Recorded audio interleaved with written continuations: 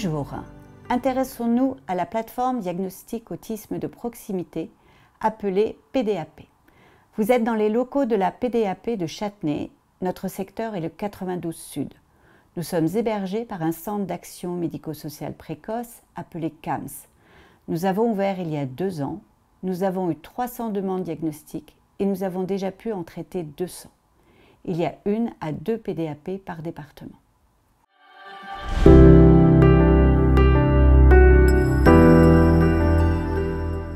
Les missions de l'équipe pluridisciplinaire de la plateforme diagnostic autisme de proximité sont la réalisation de diagnostics dits simples d'autisme et l'orientation ainsi que l'organisation de prise en charge des enfants. Attention, suite au diagnostic, la PDAP propose un projet de soins mais ne le réalise pas.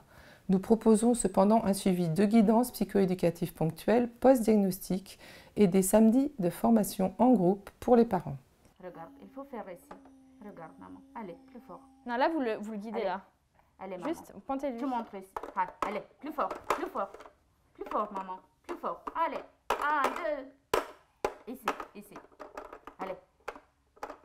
Fais-le, plus fort. Plus fort, maman. Oui, c'est bien. Très bien. Allez, fais ici. Fais ici. Regarde, tu le fais ici. Allez.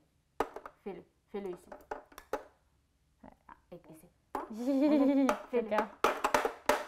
Comme la PDAP est sectorisée, elle a une connaissance fine des possibilités de soins sur son secteur. Elle est en lien avec les structures, les associations de parents et les libéraux. Selon les besoins de l'enfant, des disponibilités des structures et des professionnels, ainsi que le souhait des parents, les CMP, les CMPP ou les CAMS peuvent être sollicités pour le projet de soins. Les bilans qui serviront au diagnostic peuvent être faits à la PDAP par des libéraux ou dans une structure spécialisée.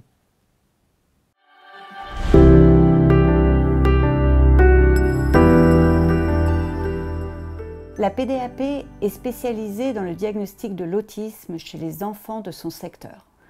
Nous accueillons les enfants jusqu'à l'âge de 10 ans. En cas de situation clinique complexe ou si les enfants sont plus âgés, nous les adressons dans un centre de diagnostic de niveau 3.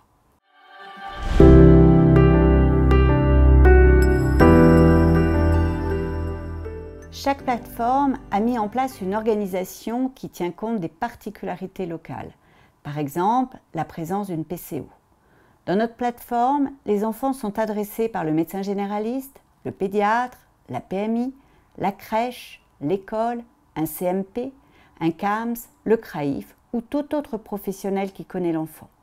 Les familles peuvent aussi contacter directement notre PDAP.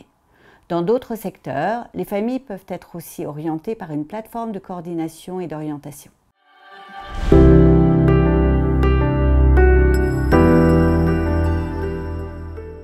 Elle est composée d'une équipe pluridisciplinaire avec un médecin pédiatre, responsable médical, un médecin psychiatre qui est aussi médecin dans les CMP du secteur, une psychologue, une psychomotricienne, une assistante sociale, une secrétaire, une chef de service et une directrice. Les PDAP ont toutes les mêmes missions, mais chacune a son fonctionnement propre. Nous sommes organisés ainsi. C'est la secrétaire qui reçoit l'appel de la famille. Elle remplit une fiche contact, elle confirme par mail l'inscription, demande à la famille des comptes rendus éventuels et leur envoie un questionnaire sur le développement de l'enfant. La directrice rappelle ensuite la famille et elle leur donne un premier rendez-vous avec le médecin pédiatre. La pédiatre reçoit l'enfant et sa famille une demi-journée pour une consultation et un premier bilan diagnostique. C'est vrai que oui, au niveau du regard. C'est vrai qu'il ne regarde pas. Oui, mais il tourne son buste vers vous, hein, quand même. Voilà. Donc il oriente un petit peu son corps vers vous. Un petit smack à papa. C'est habituel, ça aussi, des petits bisous. Oui. Hein. Et il pince aussi beaucoup. Il pince. Ah bon, d'accord. Il se gratte un peu la tête. Il te gratte un peu la tête. Ouais. Un compte-rendu de cette première consultation est rédigé. La famille voit ensuite la chef de service ou la directrice pour faire le point avec eux sur les annonces faites en consultation. Elle leur relie le compte-rendu de consultation et les aide dans leur démarche pour la scolarisation, la MDPH, avec l'assistante sociale. Nous procédons ensuite à des bilans pluridisciplinaires et une nouvelle consultation est proposée avec le médecin pédiatre avec les résultats. Suite à la consultation pédiatrique, le médecin pédopsychiatre peut recevoir l'enfant et sa famille, si besoin, pour une évaluation des comorbidités pédopsychiatriques. Elle réalise aussi des ADOS. Elle fait aussi le lien avec les CMP du secteur et peut recevoir une famille pour une écoute et un soutien. Le diagnostic est finalisé et un compte-rendu complet associant les consultations et évaluations est transmis à la famille. Nous avons des liens avec des neuropédiatres du secteur en libéral et à l'hôpital et nous leur adressons les enfants pour un avis et des bilans génétiques. Nous donnons aussi aux familles des conseils de guidance accompagnés de tutoriels et nous conseillons des sites comme celui du CRAIF, de 2 minutes pour, des ouvrages, des associations de parents. 3 exemples représentatifs du parcours des enfants. Karim a 2 ans. Son grand frère a été adressé par son pédiatre à la PDAP et nous avons posé un diagnostic de trouble du neurodéveloppement associant un trouble du spectre de l'autisme, un fonctionnement cognitif hétérogène et déficitaire et un trouble de l'attention. Lors de l'anamnèse, des atypies du développement de Karim ont été signalées par la famille. Il a alors été vu à la PDAP pour un avis fratrie et un trouble du neurodéveloppement à risque autistique a été diagnostiqué. Il sera revu vers 3 ans pour suivre son évolution et finaliser son diagnostic. Jules a 10 ans et est un enfant déscolarisé en raison de ses troubles de comportement. Il est suivi par le PCPE du secteur. Nous le voyons en urgence. Il a déjà eu des bilans et grâce à la consultation, il obtient rapidement un diagnostic. Il va pouvoir bénéficier d'une scolarisation adaptée à ses besoins. Bintou a 3 ans. Elle est adressée à la PDAP par l'école très vite après la rentrée.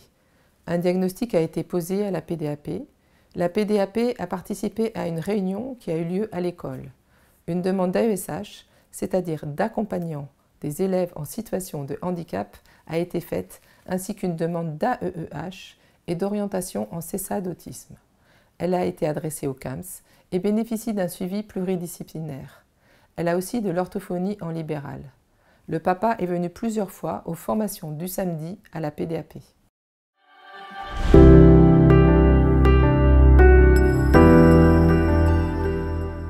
Nos freins. La liste d'attente. Sur notre secteur, le manque de CESA d'autisme, de places en CAMS, de libéraux, la faiblesse des AEH qui ne permettent pas de financer l'entièreté des soins. Et nous n'avons pas de PCO. Notre équipe n'a pas assez de moyens humains au regard des besoins de diagnostic.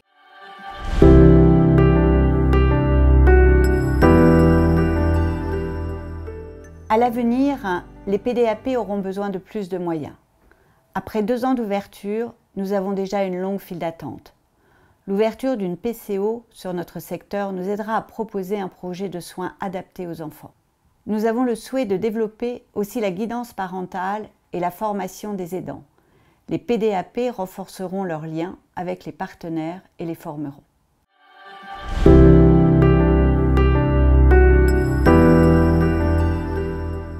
La création de la PDAP a déjà permis le diagnostic et la mise en place de soins pour plus de 200 enfants.